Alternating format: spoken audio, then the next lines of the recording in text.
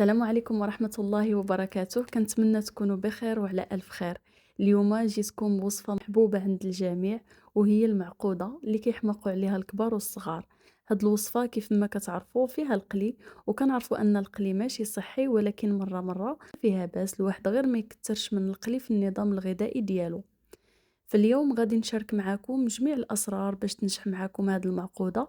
كنتمنى الفيديو ديال اليوم ينال الإعجاب ديالكم، وما تنساوش تشاركوا معايا تجاربكم وأفكاركم في التعليقات. ندوزو دابا للمكونات وطريقة التحضير.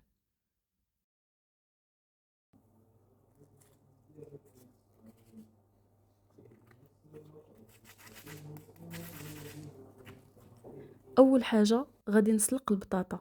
عندي هنا كيلو 150 غرام ديال البطاطا، والاختيار ديال البطاطس مهم جدا. استعملوا بطاطا اللي كتكون خاصة بالقلي من الأفضل، واللي واخا كتسلقوها في الماء من بعد كتلقاوها هكا من داخل ناشفة، عكس داك البطاطا اللي غير كتسلقوها كتلقاوها من داخل هكذا ميها.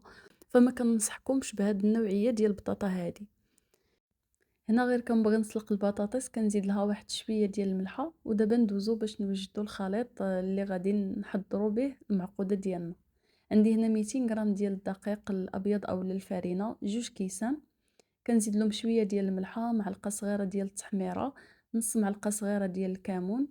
وكندير كذلك واحد المعلقه صغيره ما تكونش عامره ديال الخميره ديال الخبز الفوريه، واحد 4 غرام من الخميره الكيميائيه. المكونات كامله غادي تلقاوها مكتوبه في اسفل الفيديو في صندوق الوصف. كنخلط، وهنايا البنات نفس الكاس اللي عبرتو به الطحين غادي تعبروا به الماء. هنا 2 كيسان ديال الطحين، غادي نحتاج واحد 2 كيسان تقريبا وربع ديال الماء اللي كيكون دافي بالطبع. كنخلط هاد المكونات هادو مزيان حتى كينسجموا ليا مع بعض، وكتحصلوا على واحد الخليط اللي كيكون متجانس، ما يكونوش فيه هكذا تكتلات ديال الدقيق.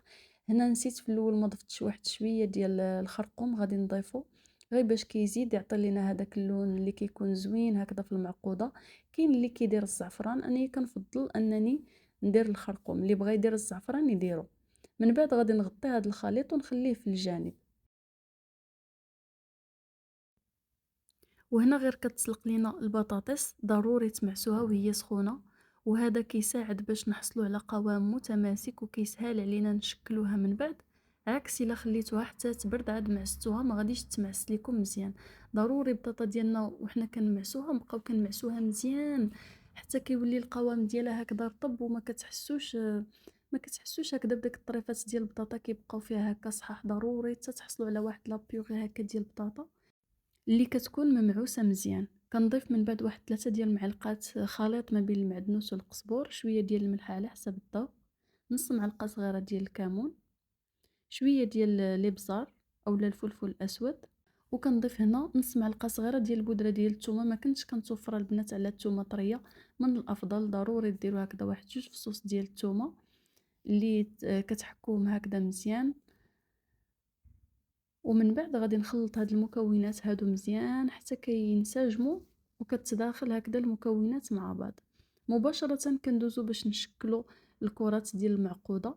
هنا غادي نستعن بهاد الأداة ديال لاكلاص، بحيث أن كيجيوني الكويرات عندهم نفس القياس ونفس الحجم كيف ما كتلاحظوا، وحتى السهولة كتسهل عليكم بسرعة كتشكلوا هاد المعقودة هادي ديالكم، ما كتاخدش معكم وقت كتير في التشكيل ديالها بسهولة. كيف ما كتلاحظوا كناخد البطاطس غير كنخرجها من هاد الأداة ديال المثلجات، كنحاول أنني نقد ليها الجنيبات ديالها غير واحد شوية، وكنقرصها وكنستمر بنفس الطريقة حتى كنكمل هاد الكمية ديال البطاطس كاملة كنشكلها.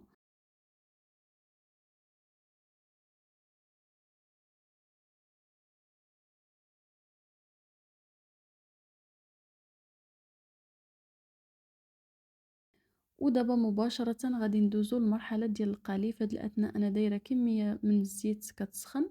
هذا هو الخليط اللي وجدنا اللي غادي نغطسو فيه هاد الكويرات هادو ديال البطاطا. كيف ما كتلاحظوا كنحطوهم، كنحاولوا اننا نقلبوهم مزيان في هذا الخليط غير شويه. كيف ما البطاطا كتغلف لكم مزيان بهذا الخليط هذا ديال الطحين، ومباشره كتوضعوهم في الزيت اللي كتكون على نار شويه عاليه، ما تكونش عاليه بزاف، ولكن خاص ضروري النار تكون شويه هكذا مرتفعه. كنوضعوا هاد القريصات هادو في الزيت.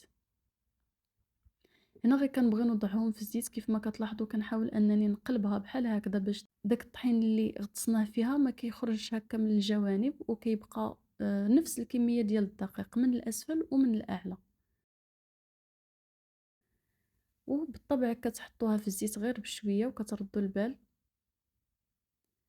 غير كنحطها كنخليها هكا واحد شويه كيف ما كتشد راسها وكنقلبها مباشره وكنبقى هي كتقلى وانايا كنقلب فيها ما كنخليهاش غير على جنب واحد حتى كتحمر عاد نقلبها لا، هي كطيب بحال هكا وانايا كنقلب فيها ونعاود نحط ونقلبها مره مره حتى كتحمر ليا مزيان باش كتاخد هكذا واحد اللون محمر وكيكون موحد الحبات كاملين ديال المعقوده.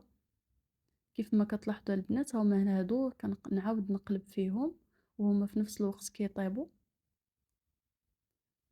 كي سبق لي وقلت النار خاصها تكون واحد شويه عاليه متوسطه الى مرتفعه شيئا ما، المهم ما خاصهاش تكون النار منخفضه باش المعقوده ديالكم ما كتشربش الزيت وفي نفس الوقت كتجي فيها هكا واحد التقرميشه. هنا الحبه اللي كتحمر كنحيدوها ونحطوها هكا في شي شبيكه نخليوها تستقطر مزيان داك الزيت اللي كيكون فيها. وهذه هي الطريقه كيف ما كتلاحظوا البنات ساهله وان شاء الله غادي تحصلوا على واحد المعقوده اللي كتجي لذيذه بزاف. وهنايا غير كنتفكروا ساندويتش ديال المعقوده اللي كنا كناكلو بشحال هادي ما غاديش بالطبع نصيبوا المعقوده بلا ما نصيبوا لاصوص. هذه هي لاصوص اللي كتكون مرافقه المعقوده اللي كنحتاجوا فيها. انا استعملت هنايا غير لاصوص ديال مطيشه خفيفه وزدت عليها واحد المعلقه صغيره ديال الهريسه. هنا يمكن لكم تخففوا لاصوص بشويه ديال الماء وتزيدوا عليها واحد المعلقه ديال العصير ديال الحامض، انا فقط خليتها غير بحال هكذا. وكترافقوا هاد لاصوص هادي مع المعقوده ديالكم. وبالطبع انا غادي نصايب واحد الساندويتش اللي عادي ديال المعقوده اللي كتكون فيه هكا غير المعقوده ولاصوص والزيتون، كيجي بالطبع لذيذ بزاف.